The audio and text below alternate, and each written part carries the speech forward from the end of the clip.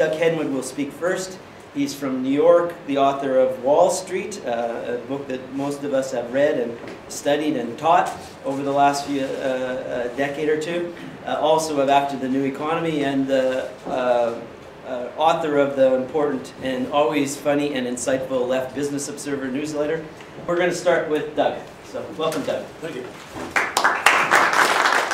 I'm going to start by apologizing for talking mostly about U.S. data, but I'm a provincial from south of the 49th, so I apologize for having no Canadian content.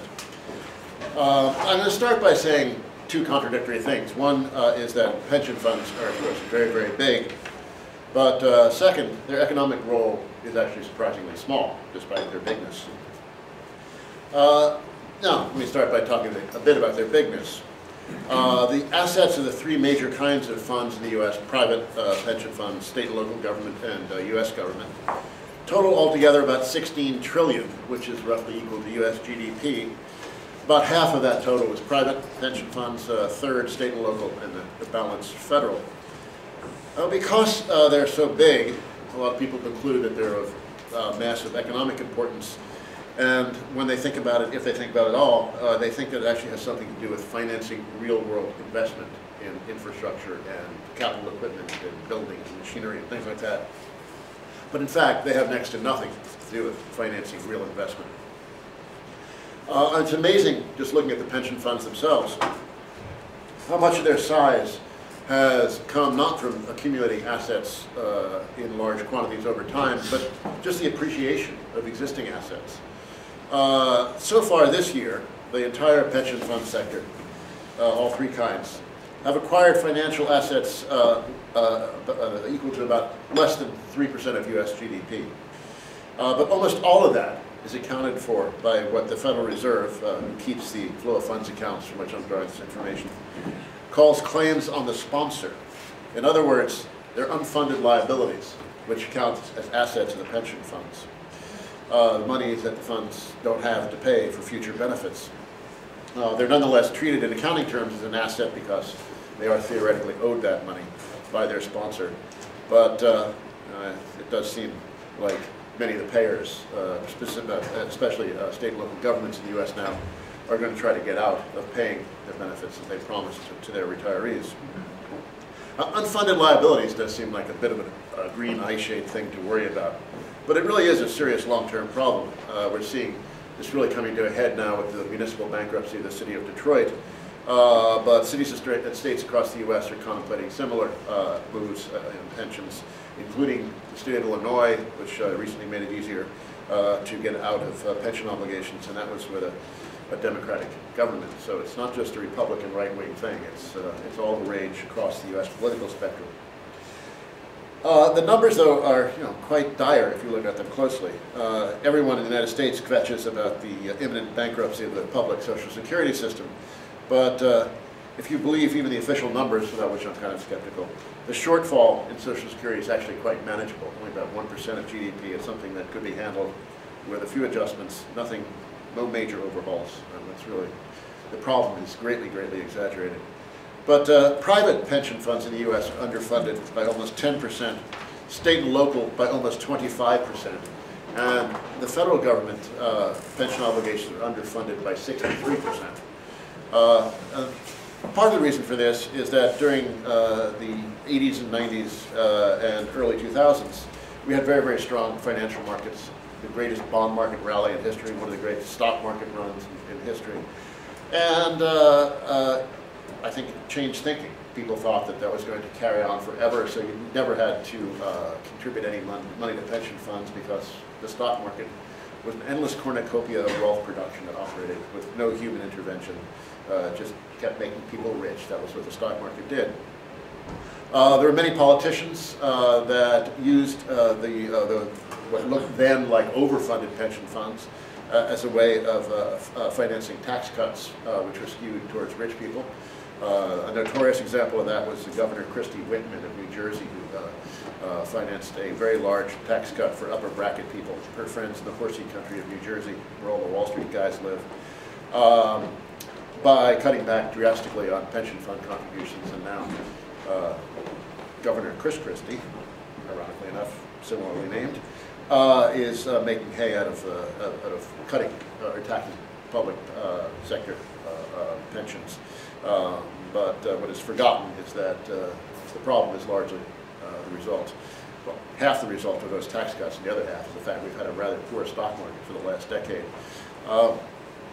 In a recent article in Rolling Stone, Matt Taibbi detailed how some Wall Street Sharpies have their eyes on public pension funds and are enticing them with the promise of higher returns by investing in hedge funds and private equity. The problem with that is that hedge fund and private equity returns net of fees are actually not very good at all.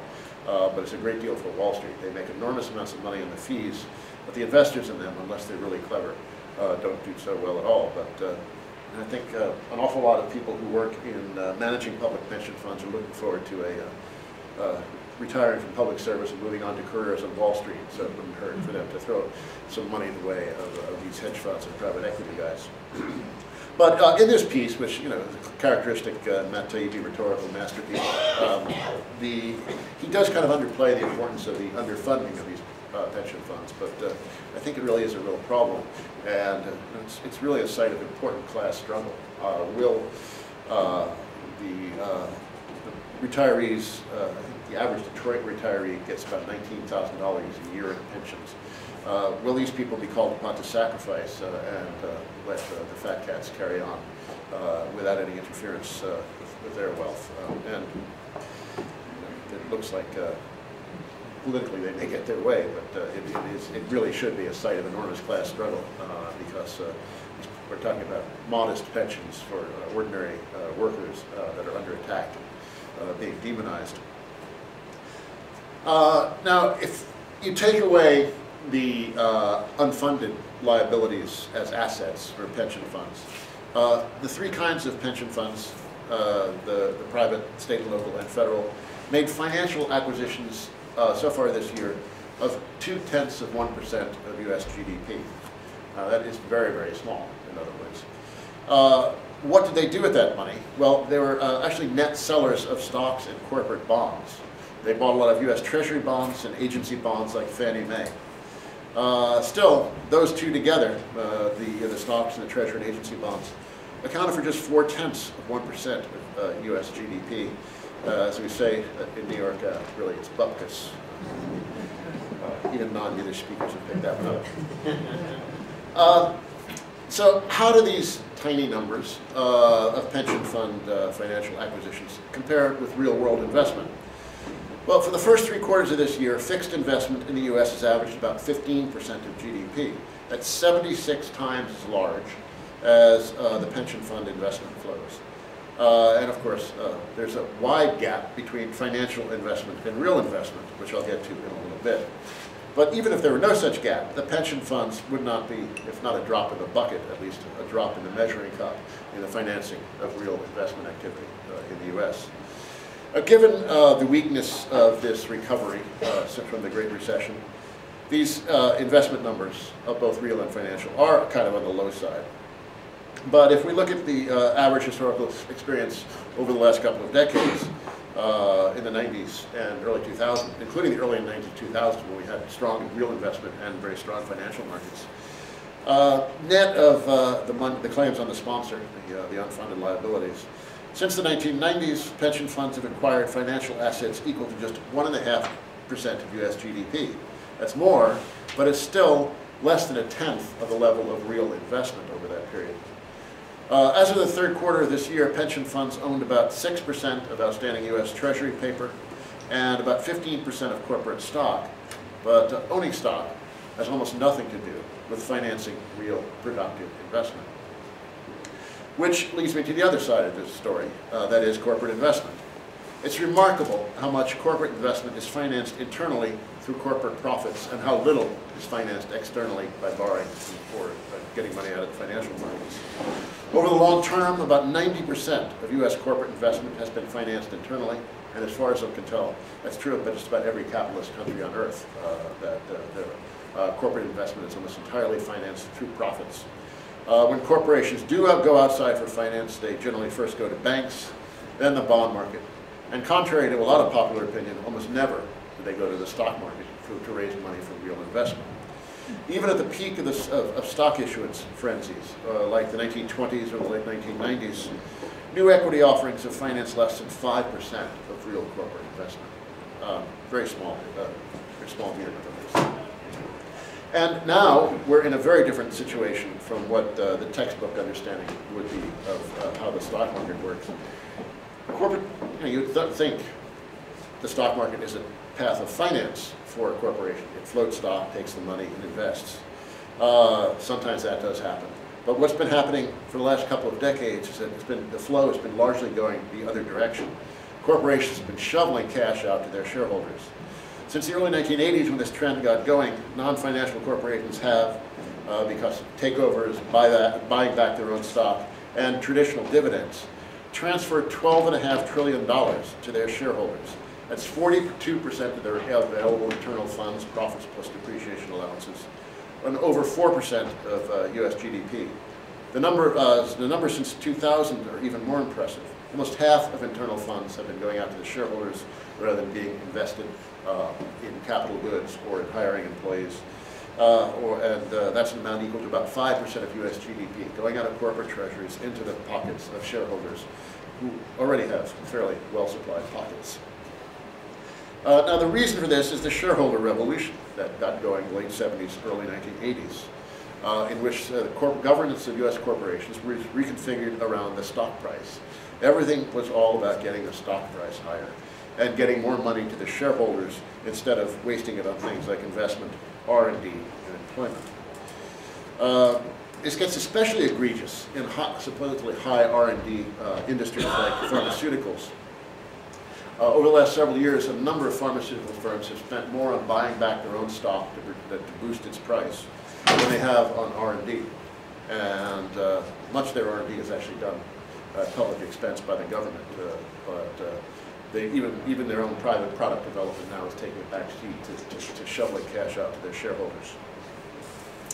Right now, US corporations are just gushing with cash. They're flush with cash and they're not spending it. Over the long term, capital expenditures generally move with internal funds. When profits are high, capital expenditures rise. When profits are low, capital expenditures decline because profits are the main source of funds for capital expenditures. The difference between those two has historically been small. Very often, capital expenditures actually exceeded internal funds. They would borrow some money to make capital expenditures. But what is called free cash flow, the difference between internal funds and capital spending, was historically slightly negative, on the order of about 0.3% of GDP from the 50s through a few years ago. But since the recession ended in 2009, US corporations have had almost 3% of GDP that they're raking in but not spending on capital expenditures. Profitability is very, very high. You might think that if profitability is high, they'd be encouraged to invest more, but they're not. They're just got plenty of cash. High returns are very high, but they're just not spending the money on capital expenditures. And a major reason for that is the shareholders want the money first. The Shareholder Revolution started in the late 70s, early 80s, was really quite an overturning of the orthodoxy that developed in the 1930s. Burley and Means wrote a famous book on the corporation that, among other things, theorized that the shareholder had become just kind of a vestigial figure, corporations, and then this developed into the ideology of the 50s and 60s that John Kenneth Galbraith was famous for, that corporations were run by technostructures of managers and scientists and had many, many stakeholders. They were not really into profit maximization. The stock market didn't really count for much in running the corporations. But during the 70s, it was a very poor decade for the financial markets, a very poor decade for corporate profitability, and the shareholders organized a rebellion and decided that this old sleepy regime of mediocrity, technostructure run by managers in gray suits needed to be remade. And what needed to be done was that the compensation of the corporate managers had to be made dependent upon stock prices, so they would think like shareholders. And that is what happened. The Shareholder Revolution was very, very successful. Corporate managers now, senior managers are paid in stock-related things like options or direct stock holdings. And so the managers have a very material interest in getting the share price up. So they will do everything they can to do that. They run the company very tightly, cut costs drastically, lie in the accounting sometimes. But whatever gets the share price up is considered to be what running a corporation is all about right now. Curiously, several public pension funds were at the forefront of this shareholder revolution, notably the California Public Employees Retirement System, CalPERS, which got famous in the 80s and early 90s for drawing up hit lists of companies that thought were very, very undervalued and poorly run. And what that meant is essentially launching an attack on the workers. It meant cutting wages, breaking unions, offshoring, outsourcing, doing all those things that have become very familiar. But ironically, one of the leading forces behind this revolution was a public employee union in California. When I was researching my Wall Street book, I interviewed a senior guy at CalPERS and asked him to comment on the irony of funds that are being held in the name of workers being used to pursue an anti-worker agenda. And he said he didn't really care about that. Their mission was just to maximize returns. So that is the culture of the financial markets that one has to operate in. That it's just all about the returns. And they're under a legal mandate to do that. It's not just a matter of personal preference. That is the legal mandate that they're under. But I think, not to put too fine a point on it, these guys, these pension managers, portfolio managers, are essentially the working class's enemy and should be conceived as such. And shareholder activism is really a ruling class weapon on behalf of the summit of the social hierarchy, the richest people in society. So corporations have been shoveling out the cash, and generally, and most times, they're self-financing. So I must concede that stock finance is important for some companies at some times. Venture capitalists like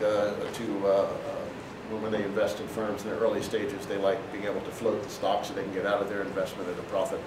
So there are moments in corporate history and economic history where the raising money out of stock is important, but they're very isolated and rare moments. So what, if not finance, is the stock market, and more broadly the financial markets, all about? I think it's much more to be thought of. These are institutions for the exercise of class power, of developing ownership and control over the productive assets of society. And very conveniently for the upper classes, stock markets, allow them not to be to be able to be very diversified, not tied very directly to the particular fate of any individual firm, but just very broadly diversified by owning the productive assets of society through a broad array of stock holdings. So if they are these institutions of class power, this is, I think, an important way to look at these corporations, the financial markets, as something that's really not a very friendly terrain for unions to be operating on. This is the native territory of the upper bourgeoisie. Pension funds appropriate the savings of the working class and run them for high fees to the benefit of capital. Portfolio managers make lots and lots of money, and they're doing so by running the money on behalf of working class savings. I said earlier that about 15% of U.S. stock is owned by pension funds. It means that 85% isn't. So even if you've managed to get some union influence over pension funds, you're going to be talking about being outnumbered about 9-to-1 by the capitalist class. I think that it's a rather small voice for unions, that unions can operate in these kinds of markets. There was a scheme in Sweden in the 70s and 80s, wage earner funds, which were designed to attempt to socialize corporate Sweden by gradually buying up shares and putting them into a public fund. The Swedish capitalist class figured this out and didn't like the idea very much, and they pretty much put an end to it. But also there's a union guy in Sweden said, when the questions of politics come down to a portfolio allocation choice between Saab and Volvo, you've really lost the battle. I think that's a very important point. So it's not really a backdoor way to nationalize industry. That's not going to happen. Nor is this scheme for funding vital things like the public infrastructure. I was talking to Kevin earlier about how some unions are hoping, or pension funds are hoping, progressive enlightened pension funds are hoping to get involved in infrastructure, but that means it's privatized infrastructure. Toll roads, things that were once public services, they get privatized and turned into cash cows for somebody. There are also other risks involved in this kind of stock market view of the world that might not be immediately apparent. I think the financial markets themselves and getting involved in them promote a very detached, alienated, individualized way of viewing the world. It's central, I think, the growing role of the financial markets have been central to the creation of what has been called the neoliberal self, which is a psychological structure I've been very interested in lately. It's a really fragmented thing. It's not that sees itself as an endlessly flexible array of investment projects, investments in human capital, that is. It doesn't see people as workers. It sees us all as little capitalists competing in a world, atomistic world, against each other. And a financial market view of the world is exactly the opposite kind of view of the world that we're looking to cultivate. It's anti-solidarity. It dissolves any social bonds. It treats us all as isolated, self-reliant individuals in endless competition with each other. And I think that's not the kind of world I would like to live in, although I don't have much choice at this point. You're okay. We're going to have a vote on that. And just a final couple of points. The unfunded liabilities problem also brings up another issue, which there's a passage in Keynes's general theory where he says society as a whole cannot save for the future. I think the whole idea of funded retirement schemes make no sense to me. And there's this little passage in the general theory where Keynes really makes this idea clear. He says, individuals or families can save for the future. You're young, you build up your savings, and you get old, you draw down your savings, and then you die broke or pass something along to your children if you're lucky. But that means that because there are other people coming in and providing fresh savings into the system. So it really is just this gigantic revolving fund.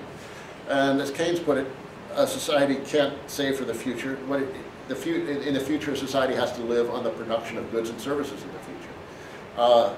Society is basically a pay-as-you-go scheme. And this idea that you can build up these large pools of funds that you can somehow draw down really make no conceptual sense at this level of a society as a whole. What makes sense for individuals doesn't necessarily make sense for the society as a whole. So I think, and in fact, I think a lot of pension funds are basically that. They're just pay-as-you-go schemes that have a whole lot of infrastructure built up around them, a lot of fees drawn out of them by Wall Street managers, but they're basically pay-as-you-go schemes. So rather than trying to tinker with the existing pension fund system or try to make it work to our own advantage or the advantage of the working class, I think we really need to put the whole sector out of business over the longer term.